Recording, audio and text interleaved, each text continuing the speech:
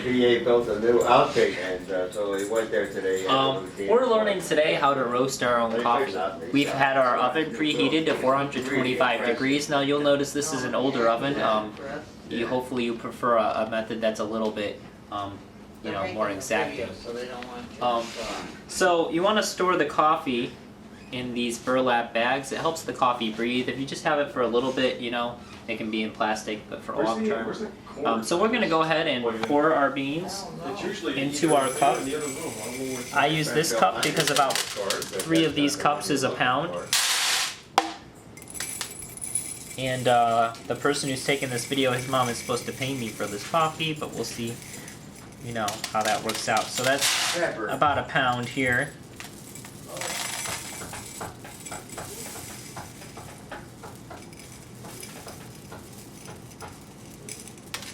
Okay, so that's about a pound of Sumatra. That's one of my favorites.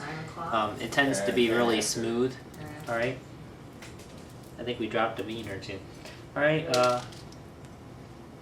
I need an oven mitt. What do you need? An oven mitt. So you want to make sure that you have a nice even layer. Alright. And you're going to want to set a timer because you want to make sure that you agitate the beans every 2 minutes. So we're going to stick this in. Alright. Like you agitate me? Brandon, you're the one who wants to learn how to do this. And you're over here playing on the internet. Alright. You'll normally want to use 15 minutes, and you can do it on a general, microwave. If I would have known I was going to be making a video today, I would have shaved. So for the first 3 minutes, after 3 minutes, you want to agitate the beans, and then every 2 minutes thereafter. So the beans will start to make a noise when they're ready. It's called a pop, or a crack, I'm sorry. There's 2 cracks. There's the first crack and the second crack. And depending on how dark you like your beans, you can take it out either way. The first crack sounds like popcorn, whereas the second crack sounds like snapping of a rubber band. So we're going to come over here in 3 minutes. The third crack sounds like the Mayor of Toronto. Yeah. We're now 3 minutes into the process. We set our timer for 15 minutes because that's generally about how long it's going to take, and you've got a fingerprint on your lens. Alright, so now the timer is going to be at 12 minutes in just a few seconds, and if you're just joining us, we're learning how to roast our own coffee. Alright, so we're going to want to take out the coffee here. And you'll notice there's a little bit change in the color, but not much. You just want to give them a little shake. Try not to get them all over your grandparents' floor. Okay? Now I'm an expert at this, but you may not want to practice this at home. Okay? You want to get out an even layer again and stick it back in the oven. Now you're going to want to wait 2 more minutes and then agitate it again. Right now Brandon is agitating me.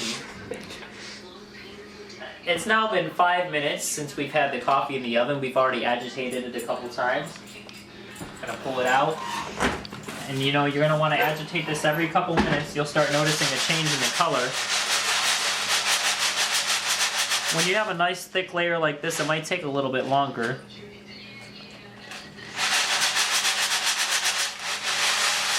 See, Brandon wanted to learn how to do this, and now he's just being... Just being Brandon. Yeah, Brandon. Gonna put this back in, let it go for another 2 minutes.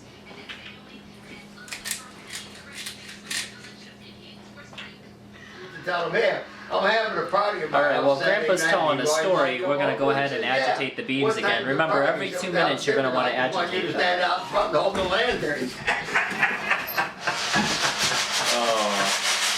Yeah, Levi would pick up Howard Stone when they hit a trash barrel.